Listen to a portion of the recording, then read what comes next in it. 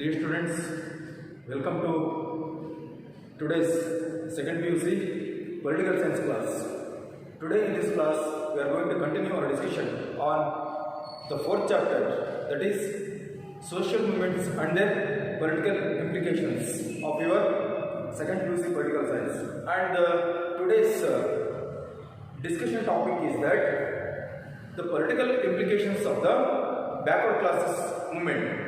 In the last class, we know that what do you mean by the Dalit movement and their implications and the political implications, and what is the meaning of the backward class movement and what are the causes of backward class movement. Today, we are going to continue the backward class movement discussion, and after the backward class movement, what are all the political implications and decisions and what are all the provisions are going to provide for the development of the backward class movement in this country.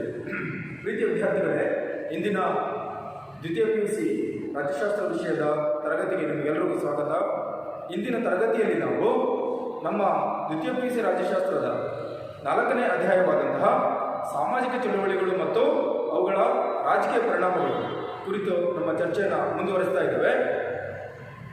ಕಳೆದ ತರಗತಿಗಳಲ್ಲಿ ನಾವು ದಲಿತ ಚಳವಳಿ ಅಂದ್ರೇನು, ದಲಿತ ಚಳವಳಿಗೆ ಕಾರಣಗಳೇನು ಹಾಗೂ ದಲಿತ ಚಳವಳಿಯ ರಾಜಕೀಯ ಪರಿಣಾಮಗಳೇನಾಯಿತು, ಸಂವಿಧಾನಾತ್ಮಕ ಮತ್ತು ಶಾಸನಾತ್ಮಕವಾಗಿ ದಲಿತರ ಏಳಿಗೆಗಾಗಿ ಅಭಿವೃದ್ಧಿಗಾಗಿ ಯಾವೆಲ್ಲ ಕ್ರಮಗಳನ್ನು ತೆಗೆದುಕೊಂಡ್ರು ಅನ್ನೋದನ್ನು ನಾವು ಅಧ್ಯಯನ ಮಾಡಿದ್ವಿ. ಹಾಗೆಯೇ ಹಿಂದುಳಿದ ವರ್ಗಗಳ ಚಳವಳಿ ಅಂದ್ರೇನು ಹಾಗೂ ಹಿಂದುಳಿದ ವರ್ಗಗಳ ಚಳವಳಿಗೆ ಕಾರಣಗಳೇನು ಅನ್ನೋದನ್ನು ಸಹ ನಾವು ಕಳೆದ ತರಗತಿಯಲ್ಲಿ ಅಧ್ಯಯನ ಮಾಡಿದ್ವಿ. ಇಂದಿನ ತರಗತಿಯಲ್ಲಿ ನಾವು ಹಿಂದುಳಿದ ವರ್ಗಗಳ ಚಳವಳಿಯ ಕಾರಣದಿಂದ ಆದಂತಹ ರಾಜಕೀಯ ಪರಿಣಾಮಗಳು, ಏನೆಲ್ಲ ರಾಜಕೀಯ ಪರಿಣಾಮಗಳಾಯಿತು ಹಾಗೂ ಹಿಂದುಳಿದ ವರ್ಗಗಳ ಅಭಿವೃದ್ಧಿಗಾಗಿ ಅವರ ಏಳಿಗೆಗಾಗಿ ಏನೆಲ್ಲ ಕ್ರಮಗಳನ್ನು ತೆಗೆದುಕೊಳ್ಳಲಾಯಿತು ಅನ್ನೋದನ್ನು ನಾವು ನೋಡೋಣ ಈ ತರಗತಿಯಲ್ಲಿ. Dear students, let's begin hour discussion. What are all the political implications of backward class movement? In the last class we knows that who are the backward class. The backward class are those apart from the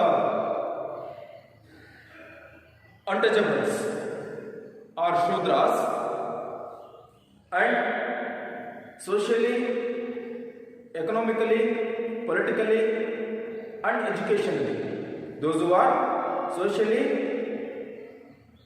politically, educationally and economically backward class, but not included the Shudras. Such communities or classes are going to be called as a backward class. There are various reasons, causes are there why the backward class community are going to take protest and agitation and demanding their right, equality and freedom and equal opportunity and justice in the society. As a result of it, the Constitution of India is going to provide various provisions for the development of the backward classes. ಇಲ್ಲಿ backward class ಹಿಂದುಳಿದ ವರ್ಗಗಳ ಚಳವಳಿಯ ಕಾರಣಗಳನ್ನು ನಾವು ನೋಡಿದ್ವಿ ಹಾಗೂ ಹಿಂದುಳಿದ ವರ್ಗಗಳು ಯಾರೆಲ್ಲ ಅಂತ ನಾವು ಕರೆದ್ವಿ. ಶೂದ್ರರನ್ನು ಹೊರತುಪಡಿಸಿ ಸಮಾಜದಲ್ಲಿ ಸಾಮಾಜಿಕವಾಗಿ, ಶೈಕ್ಷಣಿಕವಾಗಿ ಮತ್ತು ರಾಜಕೀಯವಾಗಿ, ಆರ್ಥಿಕವಾಗಿ ಹಿಂದುಳಿದಂತಹ ಸಮುದಾಯವನ್ನು ನಾವು ಹಿಂದುಳಿದ ವರ್ಗದವರು ಅಂತ ಕರಿತೇವೆ ಅಂತ ಹೇಳಿದ್ವಿ. ಅದರಲ್ಲಿ ಈಡಿಗ, ತಿಗಳ, ಕುರುಬ, ಕಮ್ಮಾರ, ಕುಂಬಾರ ಈ ಎಲ್ಲ ಜಾತಿಗಳು ಹಿಂದುಳಿದ ವರ್ಗದ ಸಮುದಾಯದಲ್ಲಿ ಬರುತ್ತೆ ಅಂತ ನೋಡೋಣ. ಹಾಗಾದರೆ ಆ ಚಳವಳಿಯಿಂದ ಆದಂತಹ ಪರಿಣಾಮಗಳೇನು, ರಾಜಕೀಯವಾಗಿ ಅವರಿಗೆ ಲಾಭ ಆಯಿತಾ, ಅವರ ಅಭಿವೃದ್ಧಿಗಾಗಿ ಏನಾದರೂ ಕ್ರಮಗಳನ್ನು ತೆಗೆದುಕೊಂಡ್ರ ಅನ್ನೋದನ್ನು ನೋಡೋದಾದ್ರೆ, yes, there are various measures taken place through constitutions, through the provisions for the development of the backward class. Let's see one by one. First one, Article 16 of Indian Constitution is going to provide reservation in the public employment. Article 16 says that no discrimination in the public office appointment, everyone having equal opportunity. But those who are socially, educationally and politically backward community are going to provide some reservations in the public employment because of their development and adequate representation. ಸಮಾಜದಲ್ಲಿ ಸಾಮಾಜಿಕವಾಗಿ, ಶೈಕ್ಷಣಿಕವಾಗಿ, ರಾಜಕೀಯವಾಗಿ ಹಿಂದುಳಿದಂತಹ ಸಮುದಾಯಗಳಿಗೆ ಸಾರ್ವಜನಿಕ ಹುದ್ದೆಗಳಲ್ಲಿ ಮೀಸಲಾತಿಯನ್ನು ಕೊಡ್ತಕ್ಕಂತಹ ವ್ಯವಸ್ಥೆಯನ್ನು ಸಂವಿಧಾನದ 16ನೇ ವಿಧಿಯ ಅಡಿಯಲ್ಲಿ ಮಾಡಲಾಯಿತು. ಇದು ಸಂವಿಧಾನಾತ್ಮಕವಾಗಿ ಹಿಂದುಳಿದ ವರ್ಗದವರ ಅಭಿವೃದ್ಧಿಗಾಗಿ ತೆಗೆದುಕೊಂಡಂತಹ ಒಂದು ಕ್ರಮ. The next one, Article 340 says that formation of National Backward Class Commission. Article 340 of our Indian Constitution clearly explains that to establishment and formation of the National Backward Class Movement for the development of the backward class, those who are in this country, because the discrimination, the harassment, the inequality, the injustice in the society in the name of caste, we can see in our Indian society. To reduce that, to evaluate those conditions, how the backward class communities are there in the country, and what is the real situation of the backward class, and what are the necessary steps and measures need to be taken. These are all the works and the responsibilities are going to look after the National Commission of Backward Class. The Backward Class National Commission is going to evaluate the situation year by year, yearly in our country regarding the situation of the backward classes and how the developmental works are going to really meet the backward classes in the name of development. ಹಿಂದುಳಿದ ವರ್ಗದವರಿಗೆ ಮಾಡಲಾಗಿರುವಂತಹ ಅಭಿವೃದ್ಧಿ ಕಾರ್ಯಗಳು ನಿಜವಾದ ಅರ್ಥದಲ್ಲಿ ಹಿಂದುಳಿದವರಿಗೆ ತಲುಪಿದೆಯೋ ಹಾಗೂ ಅವು ಯಾವ ರೀತಿ ಪರಿಣಾಮಕಾರಿಯಾಗಿ ಕೆಲಸ ಮಾಡ್ತಾ ಇದೆ ಅನ್ನೋದನ್ನ ಪರಿಶೀಲನೆ ಮಾಡೋದಕ್ಕೆ ರಾಷ್ಟ್ರೀಯ ಹಿಂದುಳಿದ ವರ್ಗಗಳ ಆಯೋಗ, ರಾಷ್ಟ್ರೀಯ ಹಿಂದುಳಿದ ವರ್ಗದ ಆಯೋಗಗಳನ್ನು ರಚನೆ ಮಾಡುವ ಮೂಲಕ ಹಿಂದುಳಿದ ವರ್ಗದಲ್ಲಿ ಇರುವಂತಹ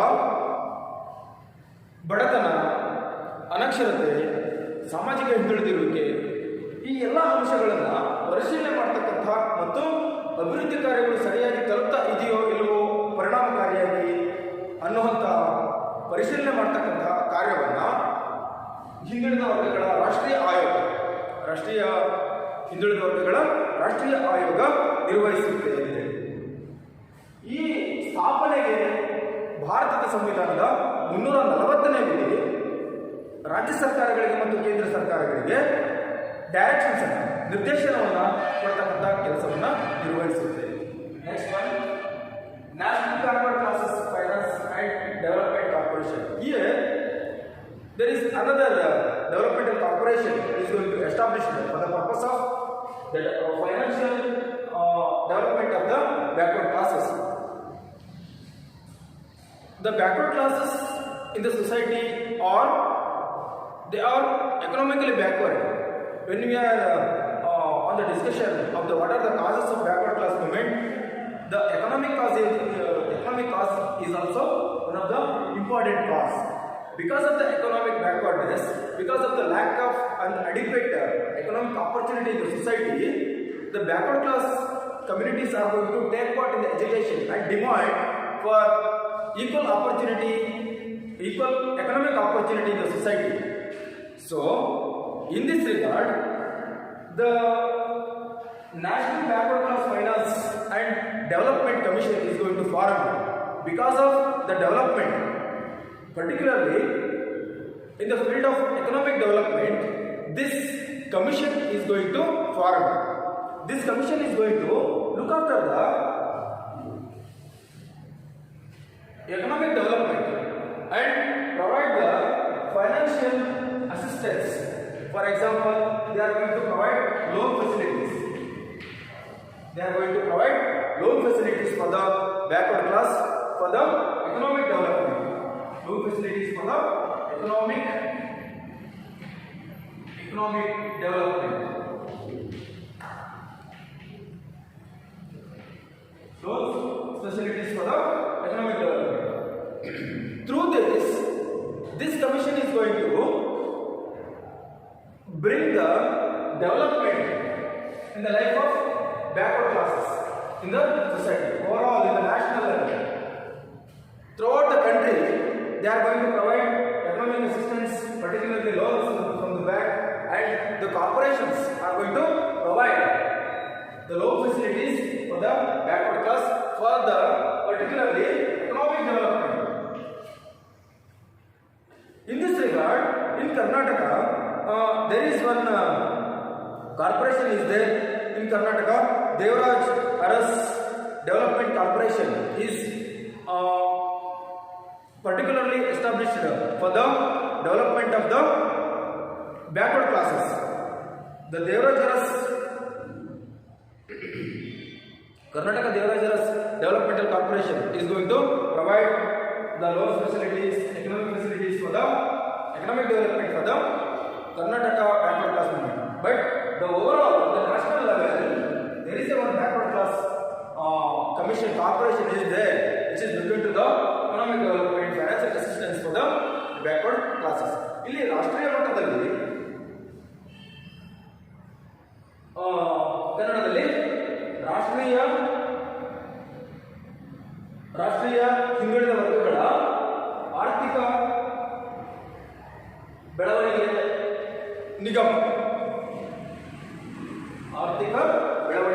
ನಿಗಮ ಕಾರ್ಪೊರೇಷನ್ಸ್ ಕರ್ನಾಟಕದಲ್ಲಿ ಒಂದು ಇದೆ.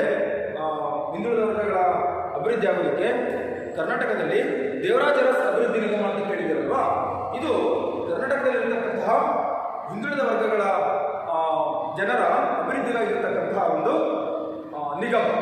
ಹೀಗೆ ರಾಷ್ಟ್ರೀಯ ಮಟ್ಟದಲ್ಲಿ ಈ ಹಿಂದುಳಿದ ವರ್ಗಗಳ ರಾಷ್ಟ್ರೀಯ ಅಭಿವೃದ್ಧಿ ನಿಗಮವನ್ನು ಹಿಂದುಳಿದ ವರ್ಗಗಳ ಆರ್ಥಿಕ ಅಭಿವೃದ್ಧಿಗಾಗಿ ಅವರಿಗೆ ಲೋನ್ ಫೆಸಿಲಿಟೀಸ್ ಅನ್ನು ಕೊಡೋದಕ್ಕೆ ಹಾಗೂ ಅವರಿಗೆ ಆರ್ಥಿಕವಾಗಿ ಉತ್ತೇಜನ ಕ್ರಮಗಳನ್ನು ತೆಗೆದುಕೊಳ್ಳೋದಕ್ಕೆ ಇರುವಂತಹ ಒಂದು ನಿಗಮ ಆಗಿದೆ.